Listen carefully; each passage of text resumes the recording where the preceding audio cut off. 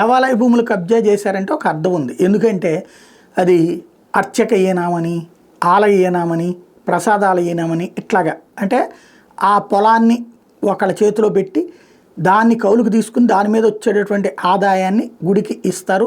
ఆ కన్సర్న్ అది అర్చక ఈనామంటే అర్చకులు తినాలి, దాంట్లో గుడికి ఈనామంటే గుడి ఖర్చులకి వాడాలి, ఇట్లాగ ఉంటుంది. దాన్ని అలాగ సేద్యానికి తీసుకున్నటువంటి వాళ్ళు దుర్వినియోగం చేశారు అనేదానికి ఒక అర్థం ఉంది.